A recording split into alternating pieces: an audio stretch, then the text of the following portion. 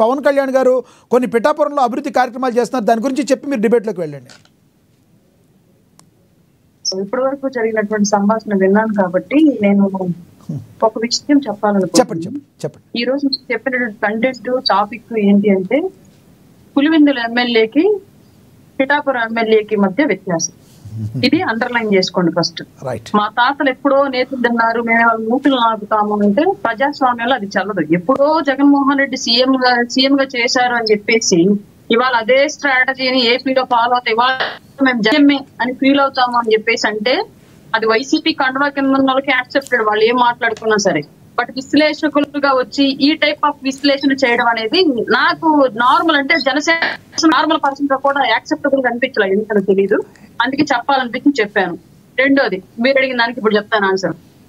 Pithapuram MLA Pawan గారు ఆ నియోజకవర్గంలో వేసి ఆదరించి అత్యంత భారీ మెజారిటీతో గెలిపించినటువంటి ప్రజానికానికి ఒకటిగా కాక వాళ్ళ ఇంటి బిడ్డగా ప్రతి వర్గానికి సంబంధించి మానవీయ కోణంలో ఆలోచించి ఎంత చెయ్యాలనుకుంటే అంత చేస్తూ మంచిని ప్రజలకి, అలాగే పక్క పార్టీల ఎమ్మెల్యేలకి మిగతా నియోజకవర్గాల ఎమ్మెల్యేలకు కూడా ఒక ఐకాన్ గా నిలుస్తున్నారు ఆయన. ఇప్పుడు పిఠాపురంలో పవన్ కళ్యాణ్ గారు ఇచ్చారు, ఆటోమేటిక్ గా మిగతా నియోజకవర్గాల్లో కూడా ఒక కాంపిటీషన్ స్పిరిట్ వచ్చేస్తుంది. ఒక హెల్దీ కాంపిటీషన్ సిచ్యువేషన్ క్రియేట్ అయినప్పుడు ఎమ్మెల్యేలు క్లియర్ గా వాళ్ళు ఒక బాసిజం కాకుండా మేము ప్రజలకు సర్వెంట్స్ మే అన్నటువంటి ఫీలింగ్ ఆటోమేటిక్ గా వచ్చేటువంటి సిచ్యువేషన్ వాళ్ళు పవన్ కళ్యాణ్ గారు క్రియేట్ చేస్తున్నారు. కాబట్టి అందులో భాగంగా మన రాఖీ పండగకి వితంతు మహిళలకు చీర సారే పంపించిన, అంతకు ముందు ఎవరైతే ఒక తెలుసో తెలియక ఒక విలేజ్ లో జరిగినటువంటి 2 కులాల మధ్య ఇష్యూని రాజకీయంగా వాడుకొని చలి కాచుకోవాలని చూశారు, ఒక ఎలక్ట్రీషియన్ మరణాన్ని కులాల మధ్య కుంపటిగా రాజేసి రాజకీయ చలి కాచుకోవాలని చూశారు,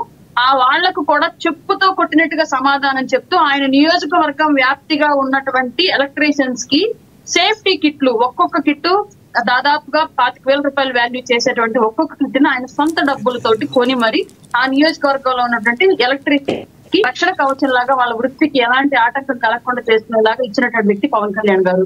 ఈ రోజు ఉపాధ్యాయ దినోత్సవం సందర్భంగా కూడా ఆయన గురువులు అసలు ఆయన నియోజకవర్గ వ్యాప్తంగా ఉన్నటువంటి ప్రభుత్వ మరియు ప్రైవేటు విద్యాలయాల్లో ఉన్నటువంటి గురువులను కూడా గౌరవిస్తూ ఆయన సొంత డబ్బులతోటి ఇలా పంపించడం అనేది పై వర్గం పరిధిలో కూడా 100 పడకల ఆసుపత్రి స్టార్ట్ చేయడం దగ్గర నుంచి నియోజకవర్గంలో ఉన్నటువంటి ప్రతి విలేజ్ లో సీసీ రోడ్లు, బీటీ రోడ్లు నిర్మాణం చేపట్టడం దగ్గర నుంచి ఉన్నటువంటి అన్ని కాలువలు పూడికలు తీయించి నీటిపారుదల వ్యవస్థకి ఎలాంటి ఆటంకం కలిగించకుండా చేయడం దగ్గర నుంచి ప్రతి చోట కూడా RO వాటర్ ప్లాంట్లు పెట్టించి కలుషిత నీరు తాగేటువంటి అవసరం వాళ్ళ నియోజకవర్గంలో ప్రజలకు రాకుండా చేయడం దగ్గర నుంచి కూడా ప్రతిదీ ఆ ఇంట్లో సొంత బిడ్డలాగా తన తల్లి గురించి ఎలా కొడుకు ఆలోచిస్తాడు, తన చెల్లెల గురించి ఎలా అన్న ఆలోచిస్తాడు, తన బిడ్డల గురించి ఎలా తండ్రి ఆలోచిస్తాడు, ఇలా ప్రతి విషయంలో పిఠాపురంలో ప్రతి ఇంటి బిడ్డగా పవన్. అరుణ్ గారు ఇక్కడ ఒక ప్రశ్న. ఇప్పుడు ఎవరి నియోజకవర్గాన్ని వాళ్ళు డెవలప్ చేసుకుంటారు. ఆ లెక్కొస్తే పులివెందును కూడా జగన్మోహన్ రెడ్డి గారు బాగానే డెవలప్ చేసుకున్నారు. ప్రజానాయకుడిగా ఇది సరిపోతుందా? పవన్ కళ్యాణ్ గారికి జగన్మోహన్ రెడ్డి గారికి అసలు తేడా ఏంటి? ప్రజానాయకుడు ఎవరంటే ఏంటి డిఫరెన్స్ చెప్తారు మీరు? సార్ ఇక్కడ క్లియర్ గా ప్రజానాయకుడు ఎవరు అనేది ప్రతి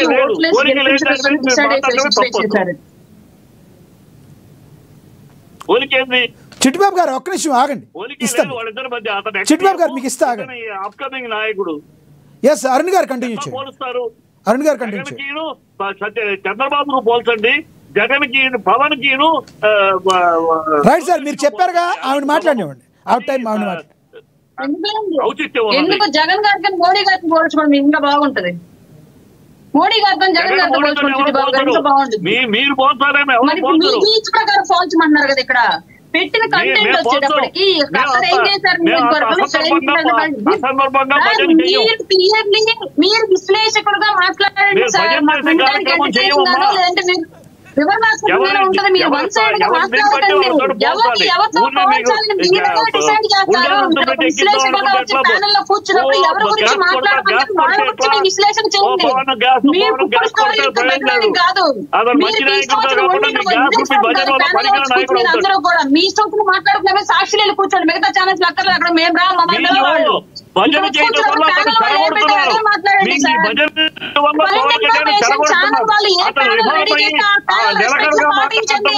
చెప్పిన మాట రైట్ చిట్టిబాబు గారు ప్లీజ్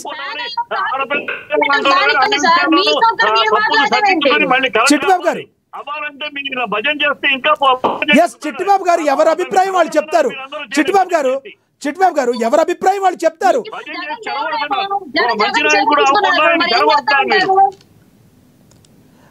భజన పనులు ఉండడం వల్ల ఆయన అలా తయారవుతున్నాడు. రైట్ చిట్టిబాబు గారు ఆగండి. ఆగండి. అరుణ్ గారు కంటిన్యూ చేయండి. జనసేన కండువా ఉంది నా మెడలో.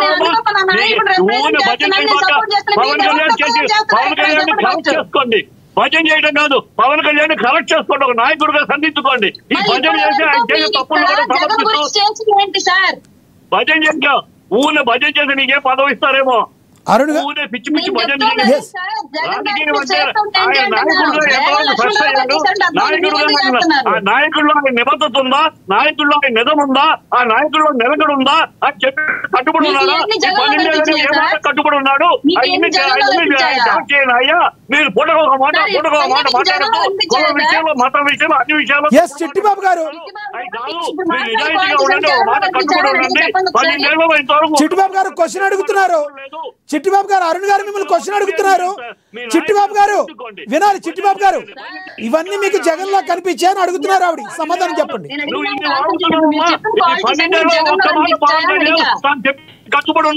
చిట్టిబాబు గారు క్వశ్చన్ అడుగుతున్నారు చూడండి. చిట్టిబాబు గారు మీరు మ్యూట్ అవుతారు. ఒక్క నిమిషం ఆగండి. ఆవిడ టైం కదా. ఆవిడ క్వశ్చన్ అడిగారు. ఒక్క మాట వినండి. చిట్టిబాబు గారు మీరు మ్యూట్. చిట్టిబాబు గారు రైట్ చిట్టిబాబు గారు ఒక్క నిమిషం ఉండండి. చిట్టిబాబు గారు మ్యూట్ అవ్వండి.